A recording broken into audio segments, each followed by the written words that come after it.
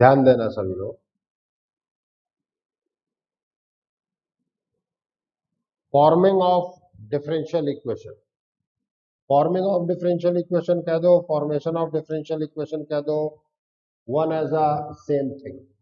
ठीक है, हम लोग बात कर रहे हैं कि हम डिफरेंशियल इक्वेशन को बनाएं कैसे। देखो, डिफरेंट एक चीज समझना, कुछ हमारे अपने कन्वेंशन है जिस पर हम लोग बातचीत करते हैं।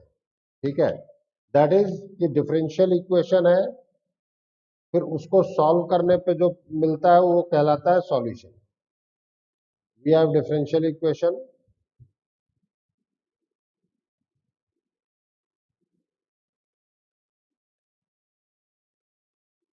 That is we have differential equation.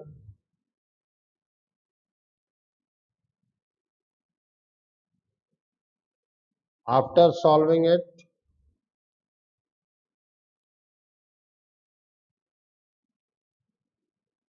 जो भी मिला उसको हम कहते हैं सॉल्यूशन। क्या कहते हैं बेटा? सॉल्यूशन। ठीक है, अब यहां पर जो हमारी और आपकी बातचीत शुरू होती है वो ये है कि for the differential equation of given solution, मतलब ये सॉल्यूशन गिवन होगा। Okay, we have to eliminate unknown constant. हमें क्या एलिमिनेट करना है? Unknown constant. अभी देखो, थ्योरी पढ़ाते वक्त कुछ नहीं समझ में आएगा, जब मैं क्वेश्चन करूंगा तो सब समझ में आएगा। We have to eliminate unknown constant from the given solution. Given solution से अननोन कांस्टेंट को एलिमिनेट करना है, and the equation obtained by differentiating the given solution. जो गिवन सॉल्यूशन है उसको डिफरेंशिएट करने के बाद और गिवन सॉल्यूशन से जो भी मुझे डिफरेंशियल इक्वेशन मिलेगी, मतलब वर्कआउट मिलेगा, उससे मुझे अननोन कांस्टेंट एलिमिनेट करना है। अब बात यह आती है, कन्वेंशन क्या है कि number of times the given solution will be differentiable. number of times the given solution will be differentiable is equals to number of unknown, और भी अननोन को हम आर्बिट्ररी कांस्टेंट भी कहते हैं। ठीक है, विल बी डिफरेंशिएबल या डिफरेंशिएटेड कह सकते हैं हम, इसमें एक वर्ड हम यहाँ पे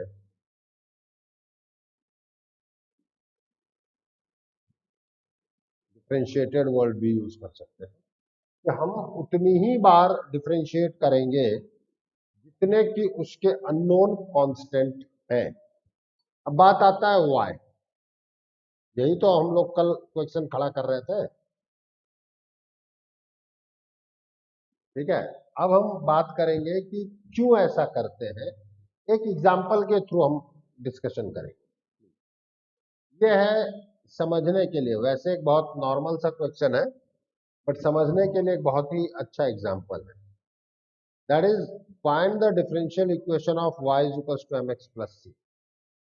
यहाँ वेरिएबल कौन कौन है और अननोन कांस्टेंट कौन कौन है, बताओगे मुझे? बोलो, एनीवन? हाँ, बिल्कुल। वेरिएबल जो है that is x and y, unknown constant is m and c। ये बात समझ में आती है कि नहीं आती, बोलो? तो मुझे एलिमिनेट किसको करना है?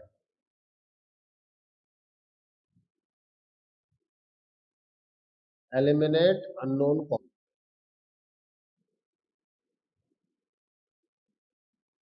ये एम है। ठीक है, अब जब ये एम है तो मुझे इस इक्वेशन को डिफरेंशिएट भी करना होगा। भाई, एक ही इक्वेशन से दो अननोन कांस्टेंट तो एलिमिनेट नहीं हो सकते। Now differentiate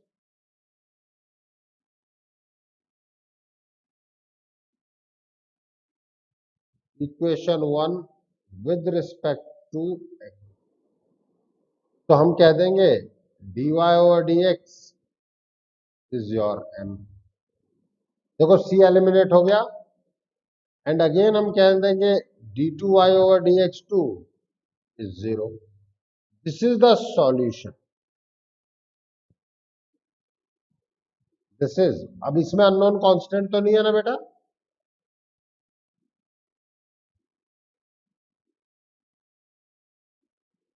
this is differential equation of y is equals to mx plus c।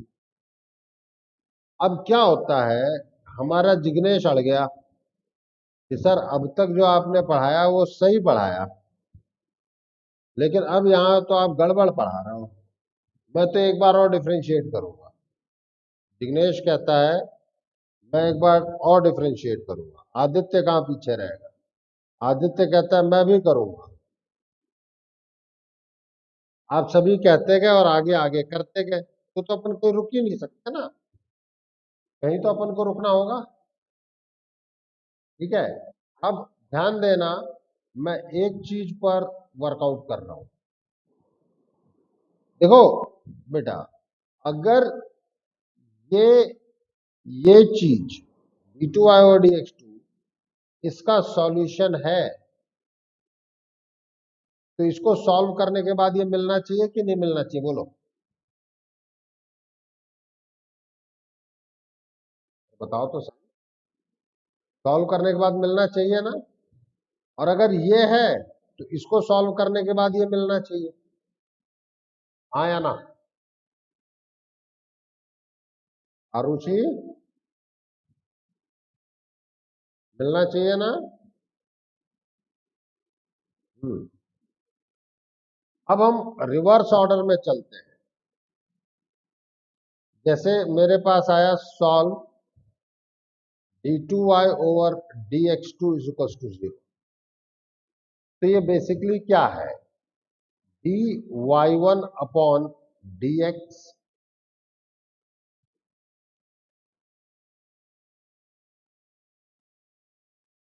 देखना और समझना तसल्ली से,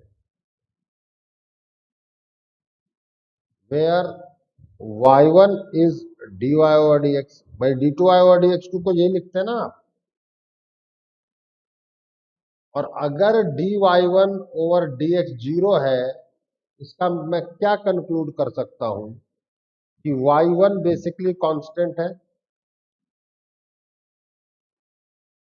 हाँ या ना? और y1 अगर कांस्टेंट है तो ये y1 है बेसिकली आपका dy ओवर dx, तो dy is nothing but c1 dx। अब जब आपने इंटीग्रेट किया तो this is y is equal to c1x plus c2, हाँ या ना? देखो वही चीज मिली कि नहीं मिली?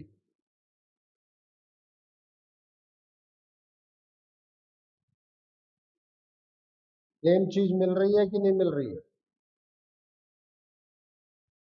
विघ्नेश, ईशान, हाँ।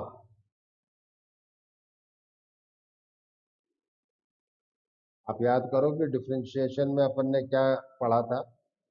y1 y2 y3 किसको कहते थे? याद आ रहा है? y डैश को y1 भी कहते थे। अरे गलती से, थैंक यू। ये y1 का मतलब dy ओवर dx दिया मैंने, वही है dy over dx। Thank you. चले आगे। अब यहां पर हम एक चीज और देखेंगे, एक स्लाइड में और ऐड करूंगा अभी, वेट,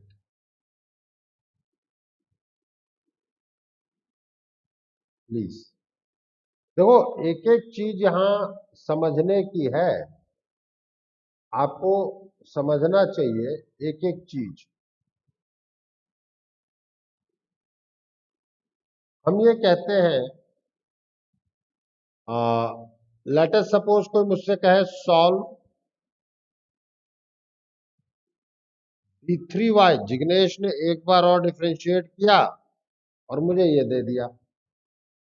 मैं कहूंगा जिग्नेश अब इसको मैं सॉल्व तो करूं, देखूं कि क्या आता है। क्यों? जब मैं इसको सॉल्व करने गया ना बेटा, तो अब ये बेसिकली क्या है, d dx of y2 is equals to 0, where your y2 is nothing but d2y over dx2, या इसको आप dy1 over dx भी कहते हैं। अब अगर आप यहां से देखने गए तो इसका क्या मतलब है कि y2 बेसिकली आपका कांस्टेंट है, और y2 को मैं dy1 ओवर dx समझ सकता हूं। मतलब dy1 is equal to c1 dx, तो y1 is equal to c1x plus c2। अब y1 का मतलब है dy ओवर dx,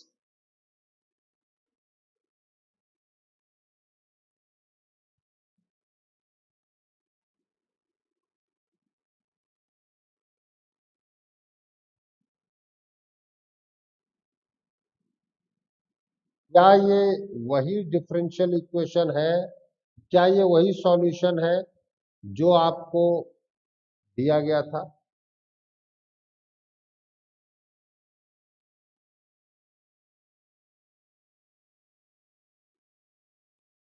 अब क्लियर हो गया कि जितने अननोन कांस्टेंट है उससे ज्यादा टाइम अपन डिफरेंशिएट नहीं कर सकते, क्योंकि वो एक थर्ड कांस्टेंट को इंट्रोड्यूस कर देगा।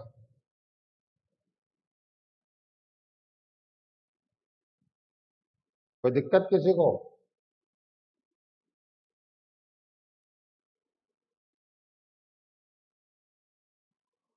यश,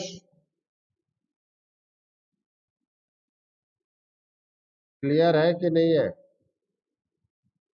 Himanshu, Radhika, Arushi, Vighnesh,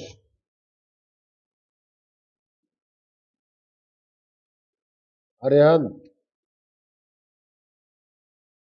Divyansh, Aditya,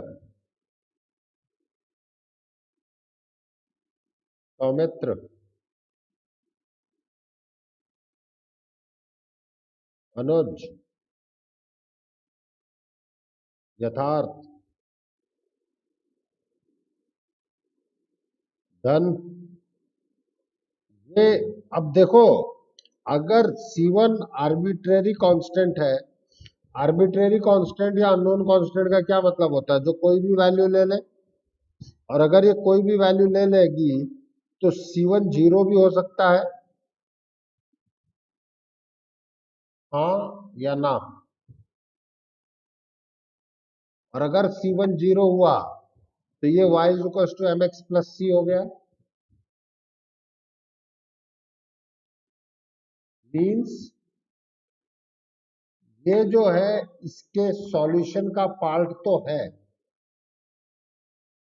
y equal to mx plus c is the part of solution of d3y over dx3 is equals to 0, but y is equals to mx plus c की डिफरेंशियल इक्वेशन वो नहीं है, because we are using the word this is the part of this solution, this is not the whole solution.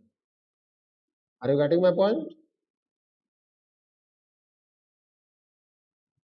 देखो, एक एक term को समझना, मैं पहले ही ये बातें कह रहा हूं, एक एक टर्म समझना हमारे लिए इंपॉर्टेंट है। चलें आगे। चलो, अब हम नेक्स्ट स्लाइड पे जा रहे हैं। ये अब इसमें कैलकुलेशन है, आप वो समझेंगे, ठीक है? कैसे हम किसी कैलकुलेशन को देखते हैं, कैसे हम क्या क्या वर्कआउट करते हैं।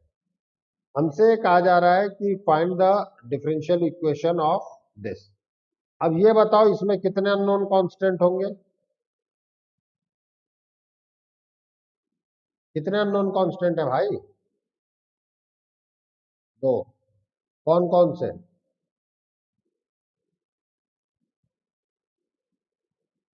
कौन कौन से हैं? ए और बी। कितनी बार डिफरेंशिएट करना होगा? बिल्कुल। अब इसकी कैलकुलेशन समझना।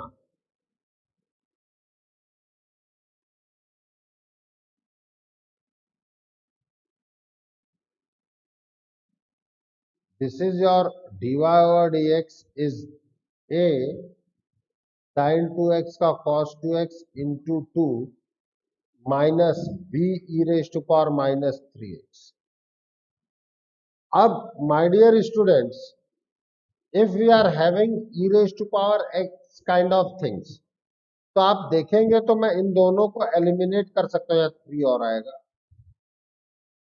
यहां से अगर मैं एक स्टेप ले लूं, that is equation 2 plus 3 times of equation 1।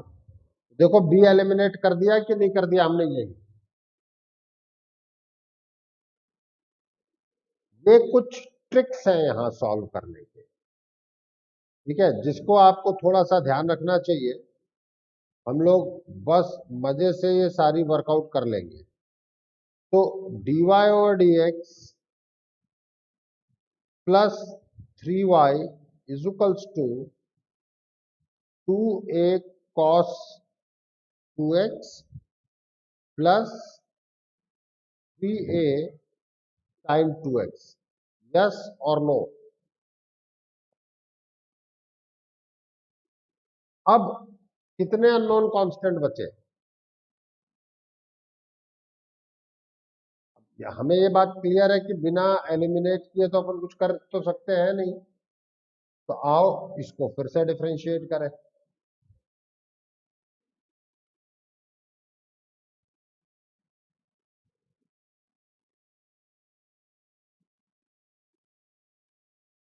Differentiate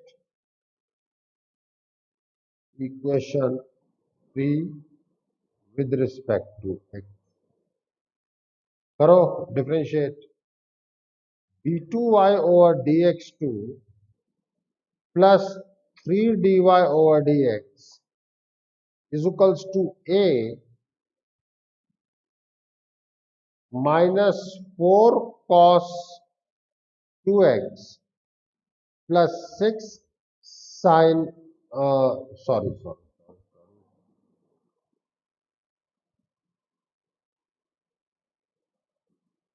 minus 4 sin 2x plus 6 cos 2x।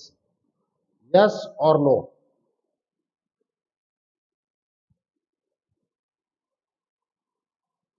तो बोल दो यारो। इन दैट केस अब मुझे एलिमिनेट करना है, तो मैं डिवाइड कर दूं? हाँ या ना? देखो, एक एक चीज पे तसल्ली से वर्कआउट करो, you will get your result. मैं पहले कह रहा हूं, एक एक चीज पे तसल्ली से काम करो, मतलब हड़बड़ी की जरूरत ही नहीं है। हमारा काम हो जाएगा।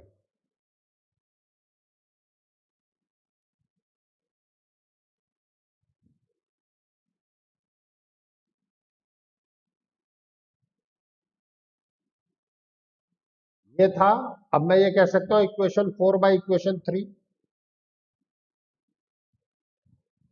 Equation 4 by equation 3। इक्वेशन 4 क्या है ये देख लो भैया। d2y over dx2 plus 3dy over dx।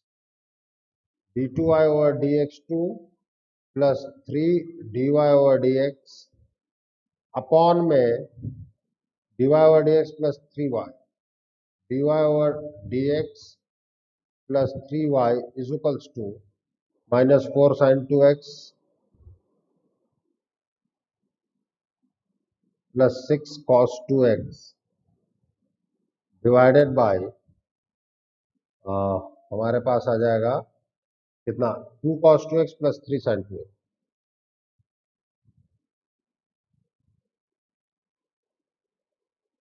इसमें किसी को कोई दिक्कत? अब देखो ए और बी दोनों एलिमिनेट हो गए कि नहीं हो गए?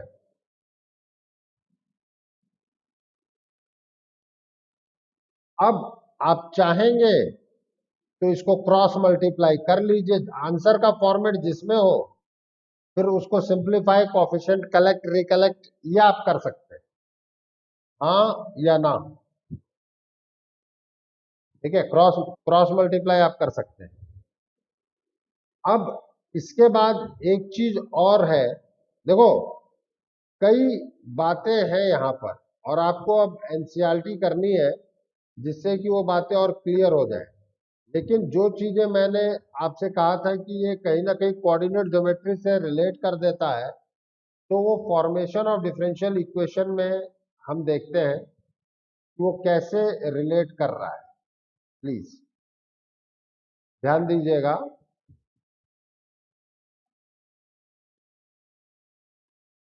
अब ये वो क्वेश्चन है जिसमें आपको कोऑर्डिनेट की एलिमेंट्री नॉलेज तो होनी ही चाहिए, और वो कोऑर्डिनेट की एलिमेंट्री नॉलेज कहीं ना कहीं आपके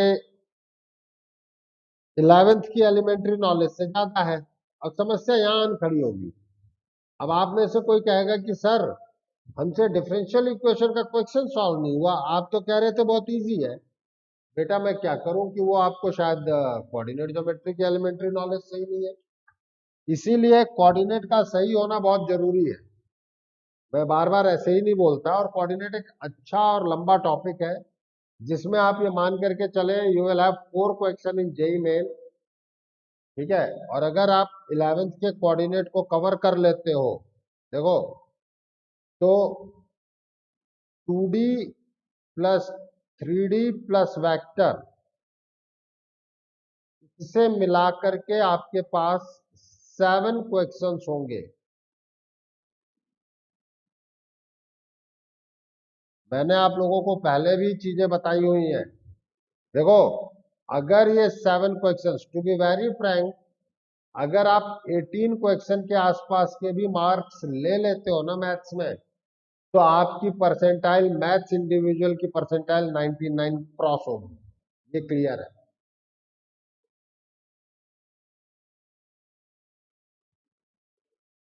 अगर आप 100 में से 70 के आसपास चले जाते हैं,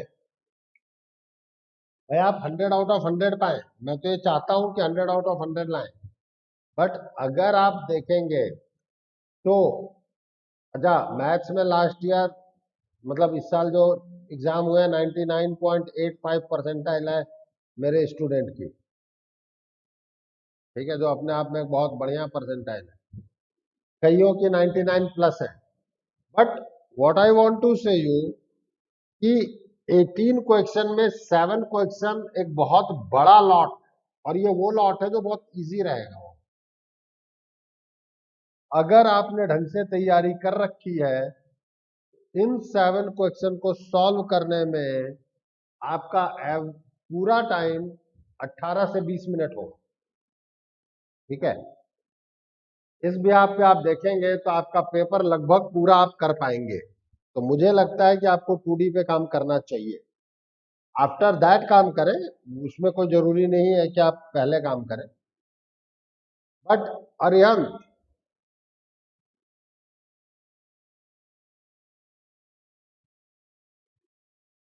अब तुम बताओ, क्योंकि तुमने कोऑर्डिनेट पढ़ रखी है। Find the differential equation of all parabola whose axis is parallel to y axis. अब सबसे पहले तो मुझे पैराबोला लिखना पड़ेगा ना जिसके एक्सिस वाई एक्सिस के पैरेलल हो, तो उसकी इक्वेशन क्या होगी ये बताओ मुझे। Parabola whose axis is parallel to y axis.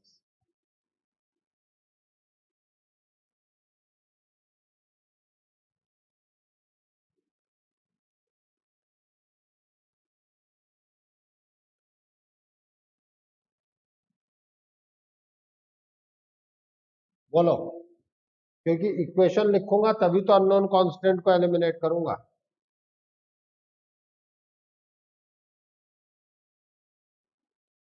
बताओ भाई।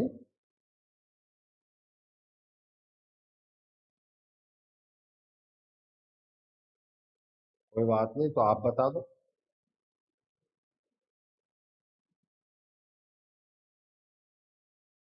मुझे नहीं पता, पहले आप बताओगे उसके बाद ही तो मैं बताऊंगा। एक्स माइनस एच का होल स्क्वायर। हाँ, वेरी गुड।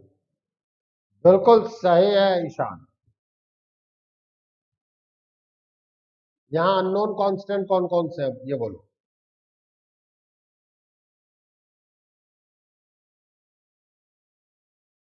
ये पता है क्या?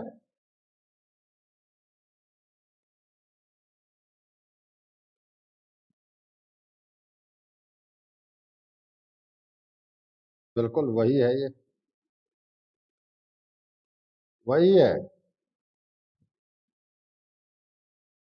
बिल्कुल, आप डायरेक्टली लिख सकते हो ना, मैंने कब मना किया। आप इसको डायरेक्टली ये भी लिख सकते हो।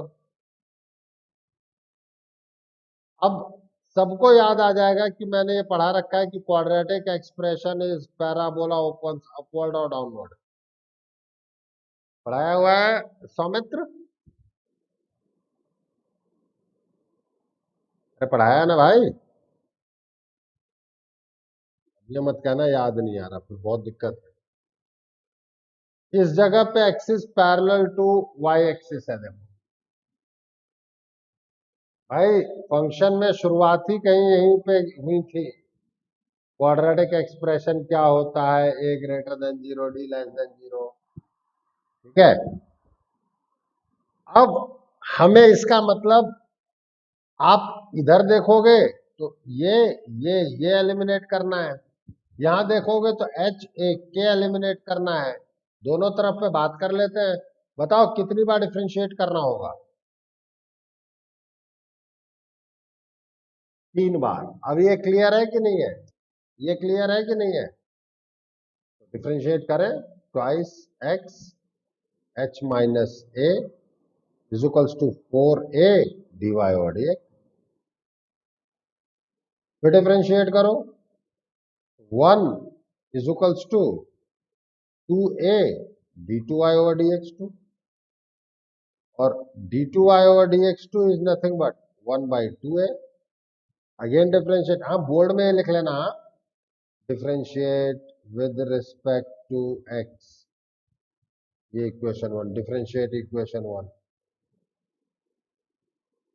इसको बना देना 2।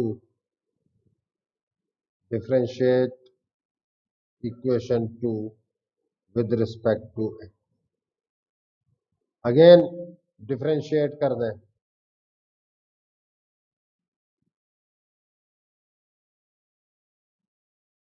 हुआ कि नहीं हुआ बोलो। और अगर यहां पे बात करनी है तो आ जाओ भाई।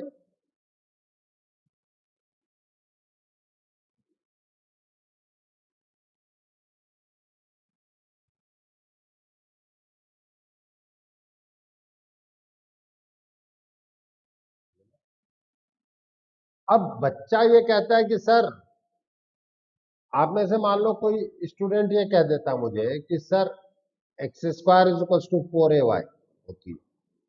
अब अगर वो इसको सॉल्व करके ये आंसर दे दे मुझे और कहे सर देखो मेरा आंसर नहीं आया, मेरा क्वेश्चन गलत हो गया, तो ये प्रॉब्लम डिफरेंशियल इक्वेशन की है कि ये प्रॉब्लम कोऑर्डिनेट की है? अब ये बताओ। कोऑर्डिनेट की है, क्योंकि आप प्रॉपर लिख ही नहीं रहे हो।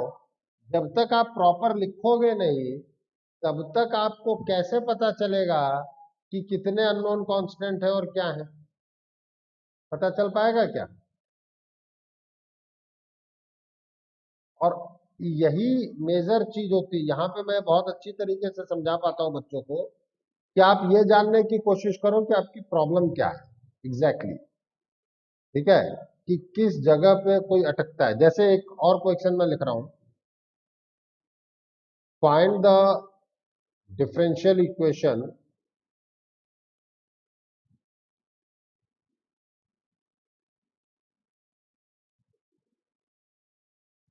of all the circles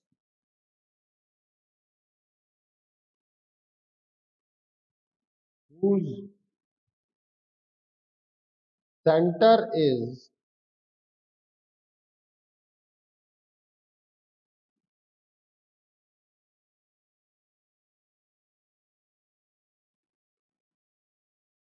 on x axis या पॉजिटिव x axis कह लो, चलो पॉजिटिव x axis कह लो, whose center is on, positive negative से फर्क नहीं पड़ता, on positive x axis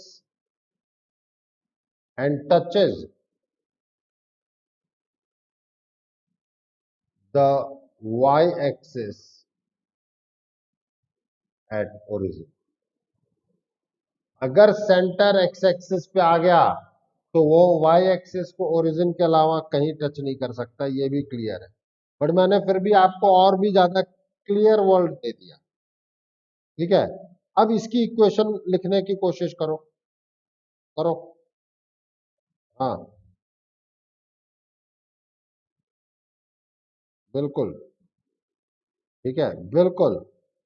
अब मान लो कि कोई ये लिख ही नहीं पाए, तो अब इसमें बेचारे कोऑर्डिनेट की गलती नहीं है, मतलब कोऑर्डिनेट की गलती है, डिफरेंशियल इक्वेशन की गलती नहीं। मैं ये बताना चाह रहा हूं, this is what is going to happen with some of the candidates जिनकी कोऑर्डिनेट सही नहीं है। अगर रेडियस को r कंसीडर किया जाए तो ये रहा, ठीक है। तो this is x minus r whole square plus y square is equal to r square. When you are opening it you will get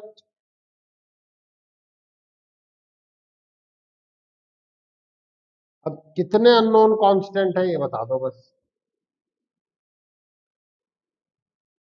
एक ही है, r इज अननोन कांस्टेंट,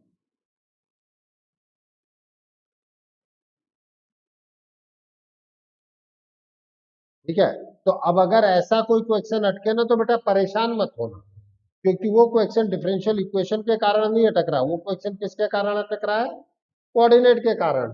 तो उसको अपन पढ़ लेंगे तो हो जाएगा, इसमें कहां दिक्कत है। एक बार हमें डिफरेंशिएट करना होगा, twice x plus twice y d y over d x minus twice r is equal to 0। मैं कह सकता हूं कि फ्रॉम इक्वेशन 1 टू आर को लिख दो, या आर आर हटा दो,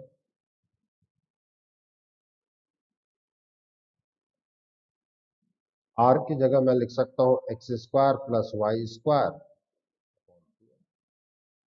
हाँ या ना, क्योंकि आर की वैल्यू मैं लिख सकता हूं ना बेटा। अरे कुछ बोल तो दो, देखो नहीं तो क्या होता है ना, ऐसा थोड़ी है। देखो मैं आपको एक चीज बताता हूं, यूट्यूब की क्लासेस, लाइव क्लासेस, कितना ही लाइव कह लो, जो फीलिंग इस तरीके से आ जाती है वो उस पर कभी नहीं आ सकती, क्योंकि वहां आप, ठीक है, मैं तो अभी जिनको पढ़ा रहा हूं चलो कम से कम उनको डायरेक्टली जान तो रहा हूं, नहीं तो कोई क्या है क्या नहीं है पता ही नहीं चलता। हाँ सिंसियर बच्चों के लिए फिर भी कोई दिक्कत नहीं है, नहीं तो टीचर को ही नहीं पता चलेगा कि यार बच्चा पढ़ भी रहा है कि नहीं पढ़ रहा है। ये है differential equation, formation of differential equation. बड़ी चीजें क्या है पता है बेटा, कि आपको ये समझना होगा कि इसमें क्या चीजें हैं। और अब तक आपको एक बात समझ में आ गई होगी कि हम लोग जो बात कर रहे हैं, प्लीज एक पर्टिकुलर चीज पे हमारी बातचीत हो जाए और एक बहुत ही प्यारा क्वेश्चन है, हम उसको डिस्कस कर लें।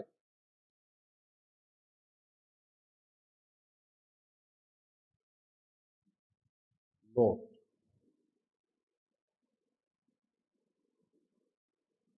Order of differential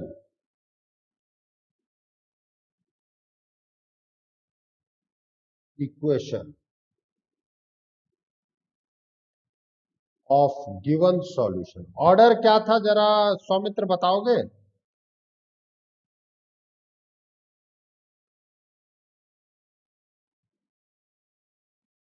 क्या था ऑर्डर? कल बताया था ना बेटा।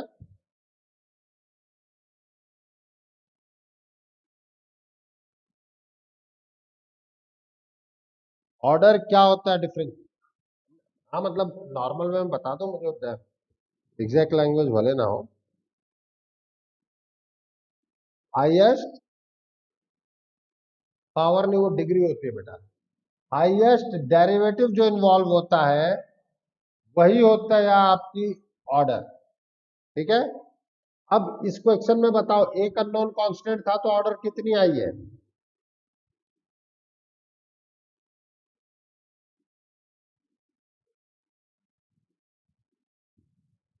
ये है ना यार,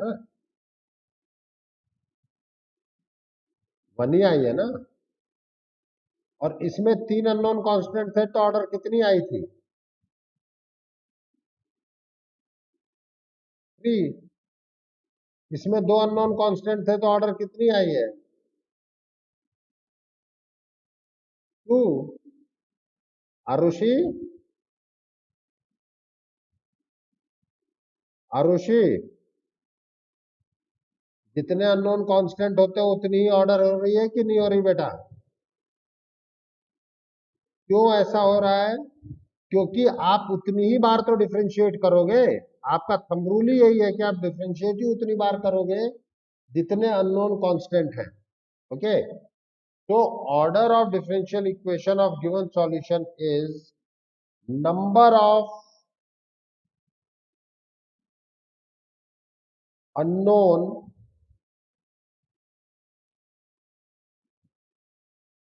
constant present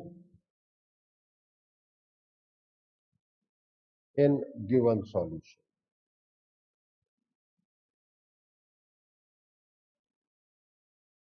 हाँ या ना बोलो। ये एक बहुत ही जबरदस्त फंडामेंटल बताया है मैंने आपको। मैं क्वेश्चन ले रहा हूं, आप सब लोग 2-3 मिनट सोचना। Find the order of differential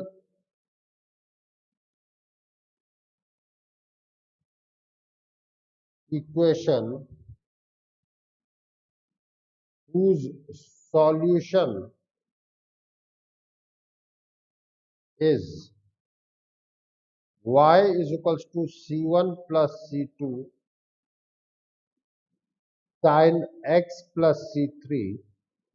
chat box में मुझे आंसर दो, मुझे आंसर चैट बॉक्स में चाहिए प्लीज।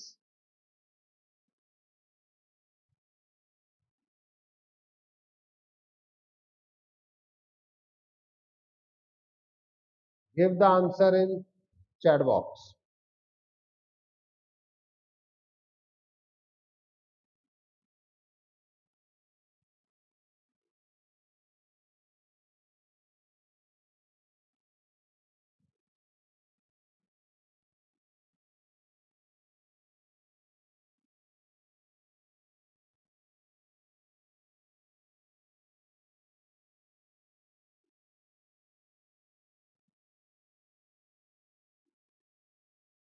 क्वेश्चन लिख लिया सबने?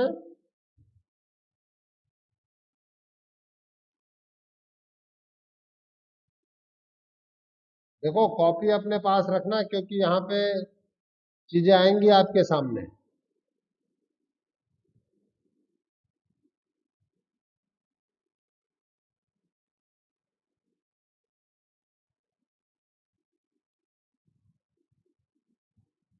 According to Jignesh, it is 4, Saumitra 3, Arushi 3, Divyansh 3, Aryan 3, Aditya 4, Ishan 4, Radhika 4.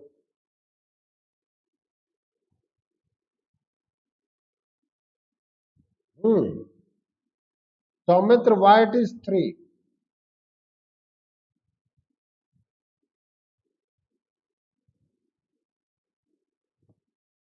हाँ,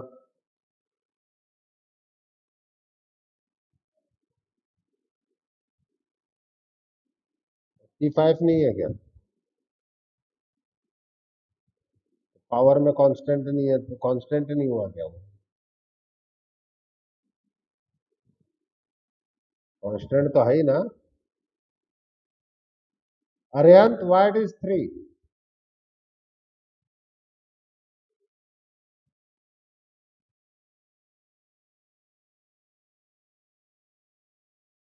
बिल्कुल ठीक है. ठीक है.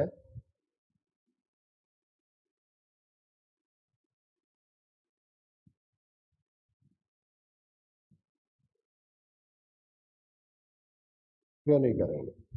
पावर में है तो बेचारा क्या कांस्टेंट नहीं है? आरुषि,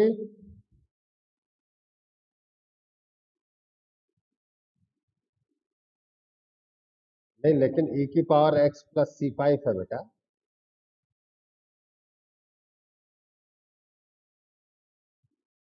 हाँ, नहीं होगा तो 3 है तो सही है. हाँ बोल.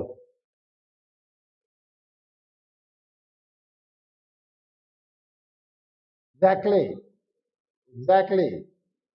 This is the answer. Okay. देखिए, आप लोग अच्छा है, कम से कम आप लोग इस जगह पे पहुंच रहे हैं. Very good. I should appreciate all of you. देखो, अप्रिशिएशन एफर्ट्स को होते हैं. ये दोनों मिलके एक कांस्टेंट हो गए. ये कोई नया कांस्टेंट नहीं है.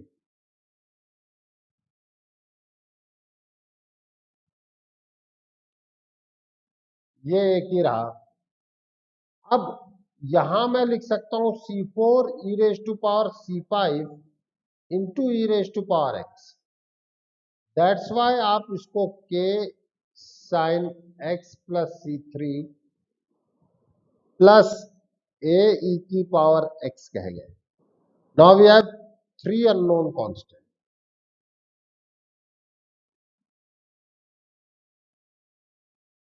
ये बात समझ में आई कि नहीं आई बोलो.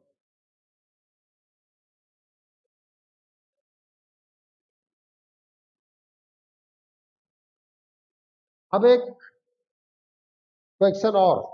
देखो मजा आता है यार. देखो, but to be very frank, अगर बच्चे रिस्पॉन्ड करते हैं ना, गलत सही वॉट एवर इट में भी, रिस्पॉन्ड करना चाहिए ताकि हम भी तो समझें कि आप कर क्या रहे हैं, आप समझ क्या रहे हैं. हाँ, बिल्कुल. अलग अलग कैसे होंगे? 2 + 3 एक्चुअली 5 है. आप 2 + 3 को 5 लिख सकते हो ना. आप 5 को तो 8 माइनस 7 + 4 भी लिख सकते हो. तो इसका ये मतलब थोड़ी है कि ये अलग कांस्टेंट. ऐसे थोड़ी है. तो फिर आप C1 + C2 + C3 K1 + K2 + K3 भी लिख सकते हो. तुम्हारी मर्जी थोड़ी है. सिंप्लीफाइड फॉर्मेट होता है हमेशा. कभी भी हमारी मर्जी नहीं है. गोविंदा का एक गाना था. सुन. गोविंदा का एक गाना था. मेरी मर्जी. मैं चाहे ये करूं, मैं चाहे वो करूं, मेरी मर्जी. हाँ? मैं अपनी शादी में ना जाऊं, मेरी मर्जी. तो भाई अगर तुम अपनी शादी में नहीं जाओगे तो तुम्हारी शादी थोड़ी हुई. क्यों ईशान? फिर तो केवल हम लोग बारात में चले जाएंगे. हैं? Please find the order of differential equation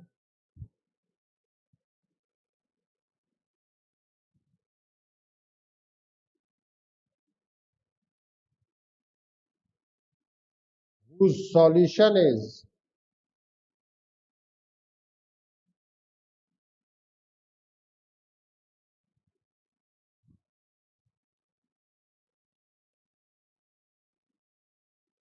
chat box में आंसर चाहिए मुझे।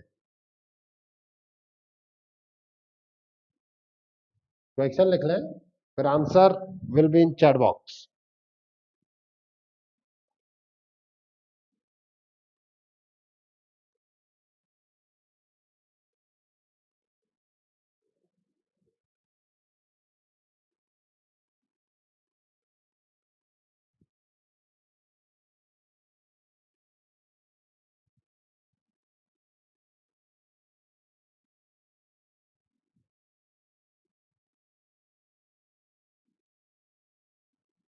Good good good good.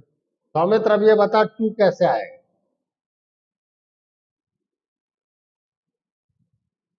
To आएगा, बिल्कुल सही।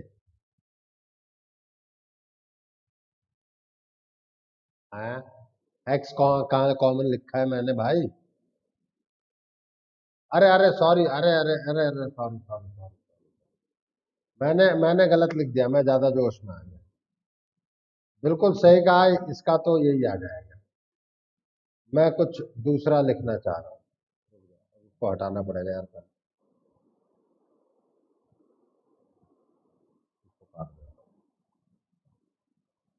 X plus b y plus c is equal to. अब बोलो।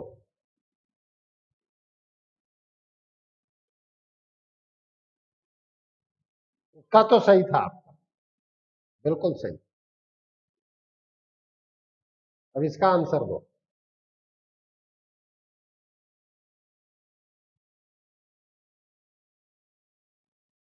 है सौमित्र?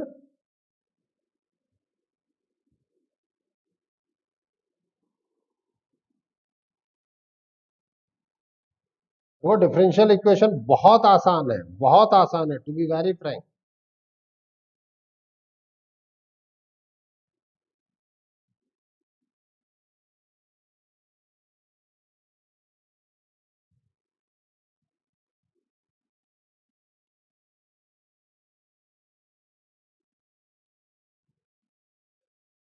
अरे लिख नहीं रहे यार आप लोग।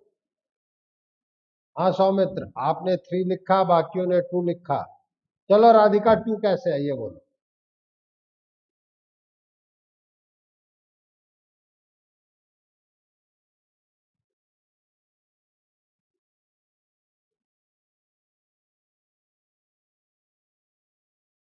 मैं एक चीज बताऊं बेटा, डेरिवेटिव ज्यादा करने की जरूरत ही नहीं। यही चीज मैं विजुलाइज कराना चाहता हूँ, रीजन बिहाइंड इट, कि कैसे हम लोग वहां पर अपना टाइम बचाते हैं। डिवाइड बाय ए।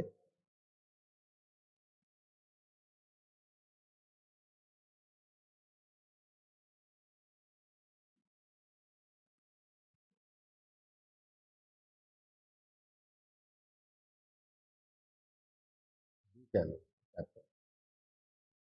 अब हमारा विमांशु कहता है सर देखो ये तो आप मजाक मजाक कर रहे हो, आपकी मर्जी थोड़ी चलेगी। मैं तो फिर तो इसका मैं एक ही कहूँ, अब यहाँ मैं ये कह रहा हूँ टू अननोन कांस्टेंट।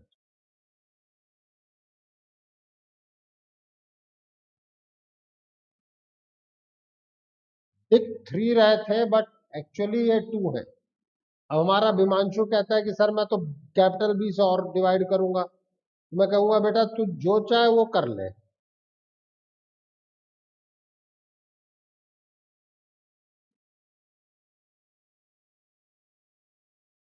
इससे कम नहीं ला सकता। दिखाई दे रहा है कि नहीं दिखाई दे रहा है? ठीक है, तो ये कुछ ऐसी चीजें हैं जो आपको थोड़ा सा ध्यान देना होगा। Is it clear?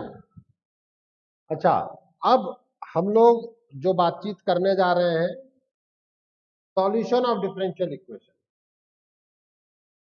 उसमें पहला मेथड है मेरा वेरिएबल सेपरेबल। यार सौमित्र, बेटा मैं तो ट्वेल्थ तक हिंदी मीडियम से रहा हूं, उसके बाद मैंने इंग्लिश मीडियम पढ़ी है। अब ये बताओ कि आप बताओ वेरिएबल सेपरेबल का मतलब क्या होता है? बस इतनी सी ही बात है यहाँ। वेरिएबल्स को सेपरेट कर देना। यहां f2y है, ठीक है, f1x dx plus f2y dy is equals to 0। अगर dx के साथ x का फंक्शन ले आओ, वेरिएबल सेपरेट करो। भाई मुझे सौमित्र ने बताया और मैं सौमित्र की बात बहुत मानता हूं। तो सौमित्र ने मुझे कहा कि सर वेरिएबल को सेपरेट कर दो, तो मैं भी तो वही कह रहा हूं, वेरिएबल को सेपरेट कर दो। dx के साथ x का फंक्शन ले आओ और dy के साथ y का फंक्शन ले आओ और फिर उसको इंटीग्रेट कर दो। क्यों सौमित्र, कोई दिक्कत? अब ये कहा जाता है कि सॉल्व दिस। तो we have, how we are getting the solution? If possible to separate the variable, try to separate it. Your first step of checking whether this question is of variable separable or not. So now it is dy upon 1 plus y square is equals to 1 plus x square dx. ये variable separate हो गए कि नहीं हो गए, बोलो? अरे यथार्थ वेरिएबल सेपरेट हुए कि नहीं हुए? अब इंटीग्रेशन मैं कर सकता हूं। इंटीग्रेशन हम पूरा पढ़ चुके हैं, ठीक है। तो now it is tan inverse y is equals to x plus x cube by 3 plus c। Answer आपका फॉर्मेट ये भी हो सकता है, तो आंसर के लिए आपको ये भी दिया जा सकता है।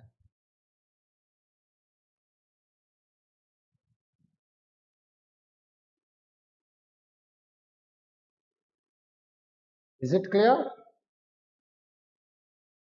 इतनी थ्योरी और इतना ही कॉन्सेप्ट है वेरिएबल सेपरेट कि वेरिएबल्स को सेपरेट करें, इससे ज्यादा कुछ नहीं है। अब जैसे ये है सॉल्व दिस थिंग, तो हमें क्या करना है? कुछ नहीं करना है। ये देखो,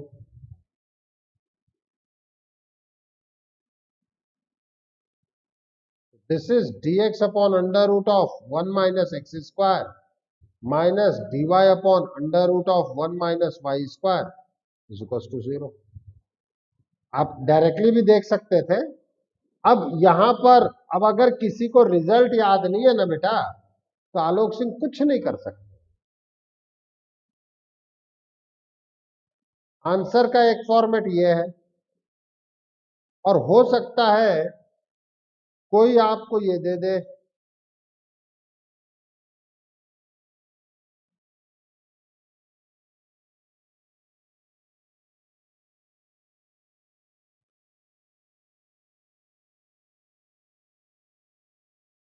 और हो सकता है कि कोई आपको एक चीज और दे दे।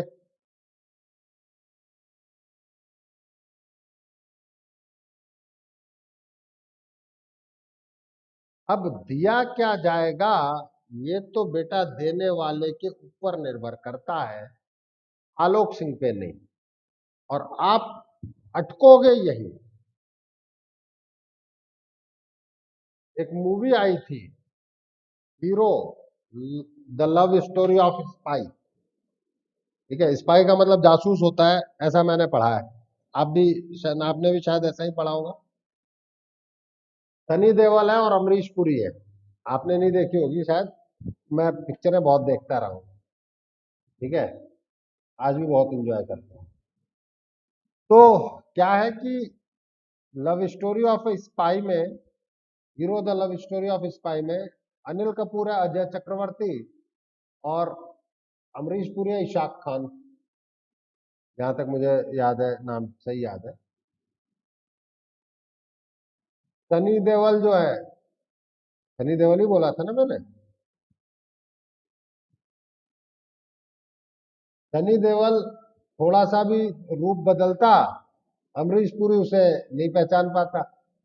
और अमरीश पुरी जो कि मतलब आईएसआई का एजेंट बताया गया, पिक्चर में, वो कितना ही रूप बदल लेता, हाँ, आराम से हमारे सनी पाजी पहचान लेते हैं तो वही शाहरुख खान है। तो वही चीज आपको करना है, दैट इज यहां रूप बदलेगा आंसर में, और आपको ये पकड़ लेना है कि ये रूप बदला गया है।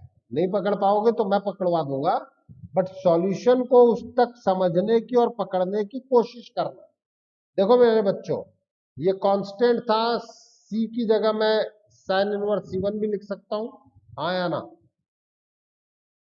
और इनवर्स ट्रिग्नोमेट्री में फॉर्मूला भी अप्लाई कर सकता हूं, बशर्ते फॉर्मूला याद हो।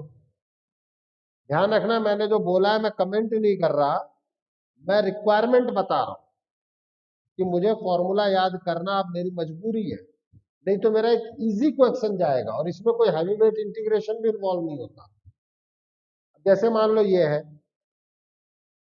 सॉल्व दिस, तो sec square y d y upon tan y plus sec square x d x upon tan x equals to 0।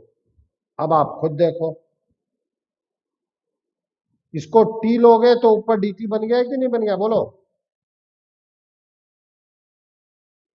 तो log tan y plus log tan x, हो सकता है आप यहां c लें, जब सारी चीजें log में ही है तो मैं log c ले लूं।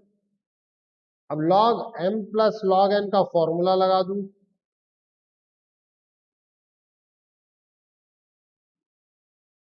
देखो यही यहां पे वैरी करवाता है। तो now this is your tan y into tan x equals to, कोई दिक्कत? तो अब यहां पे log c लेना, ये हमारी इंटेलिजेंसी है। देखो ये कैलकुलेशन है जो कि मैं सिखा रहा हूं, क्योंकि अगर आंसर इस फॉर्मेट में दिया है तो बच्चा यहाँ इज इक्वल्स टू C1 कह के रुक जाता है, वो कहता है सर अब हो नहीं रहा। मान लो कि आपने C1 ले भी लिया, तो उसके बाद अप्लाई कर दो यार।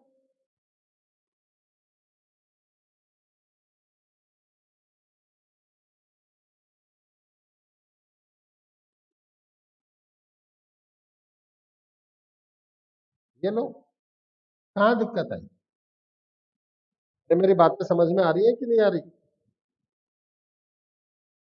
ठीक है, इसके बाद है reducible to variable separable.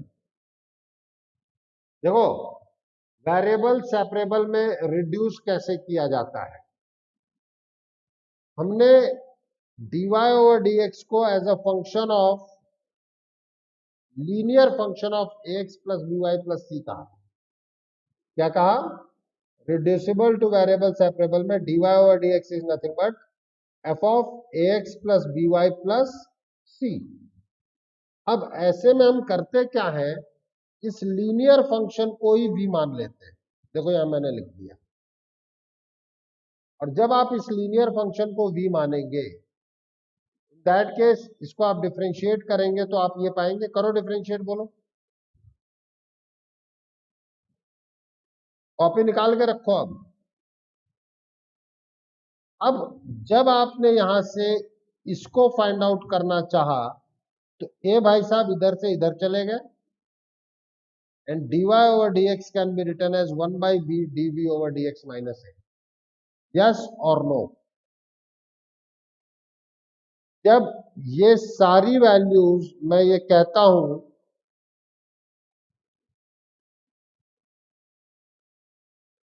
Put in equation 1,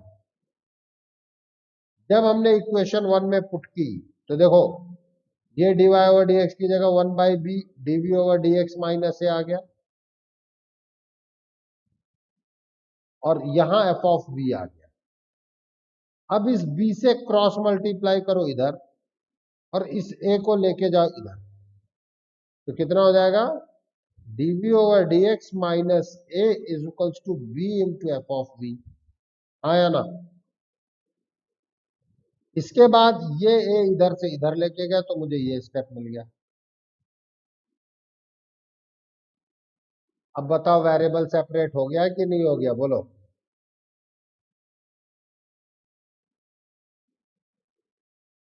अब इसके बाद की इंटीग्रेशन तो बेटा मैं पूरी कर चुका हूं।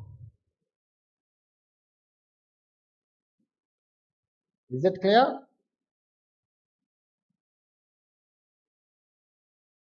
अब यह है मेरा नेक्स्ट क्वेश्चन, प्लीज। मैं कहूंगा इसके सॉल्यूशन में किसको वी लूंगा, राधिका बोल फटाफट। यहां किसको वी लिया जाए? बिल्कुल।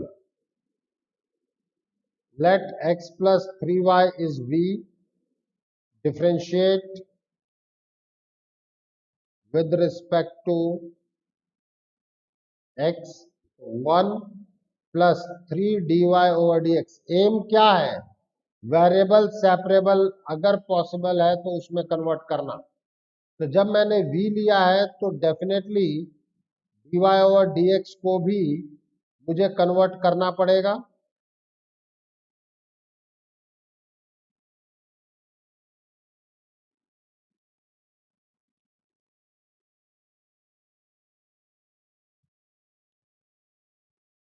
जैसे ही ये चीजें मैंने यहां रखी, मुझे यहां से क्या मिल जाएगा?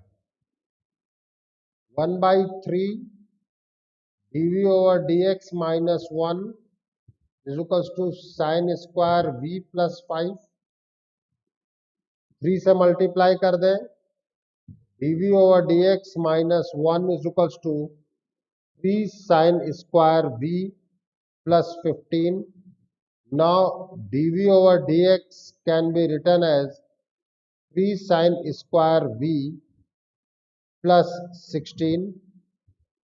अब यहां से मैं ये कह सकता हूं dv upon 3 sin square v plus 16 यथार्थ। इनको कैसे सॉल्व करते हैं ये बताओ।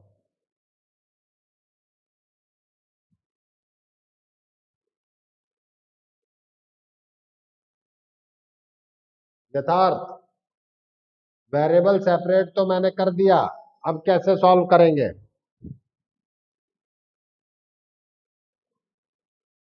दिव्यांश।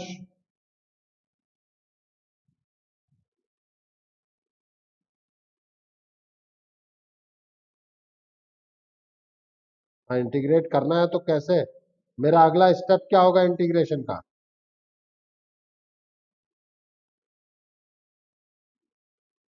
अरे परफेक्ट स्क्वायर। जिग्नेश। हाँ, सबसे पहले कॉस स्क्वायर वी से डिवाइड करो।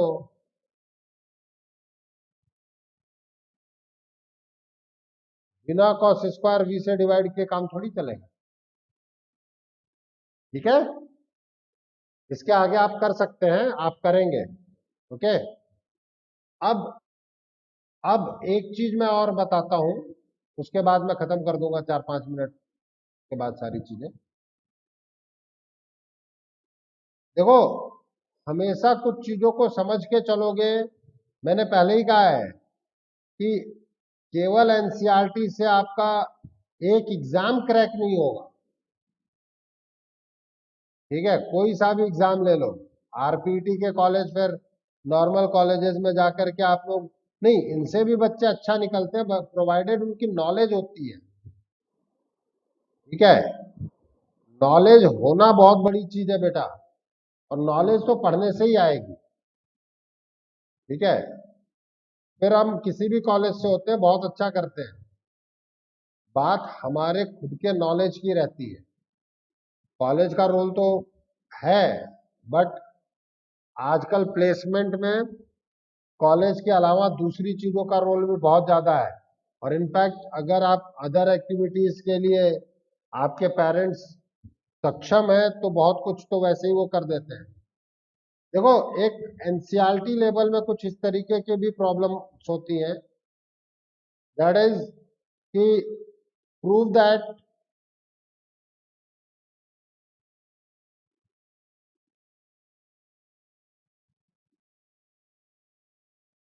y is equals to e raised to power x plus 1 is solution of y double dash minus y dash is equals to 0. अब यहां कोई अननोन कांस्टेंट तो है नहीं जिसको एलिमिनेट करके आप वर्कआउट कर पाओगे, तो कुछ नहीं करना यार, y डैश निकाल लो, y डैश का मतलब single differentiation.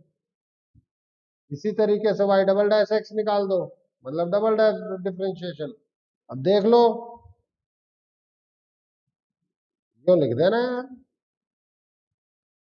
Full out of full आ गए। Hence y is equals to e raised to power x plus 1 is solution of, खत्म किया। अब आज का जो आपका होमवर्क है, कितने लोगों ने 9.1 कल कर लिया था? क्योंकि मैंने बोला था कि डिफरेंशियल इक्वेशन की ऑर्डर और उसकी एक्सरसाइज कर लेना पहली। प्रॉब्लम है?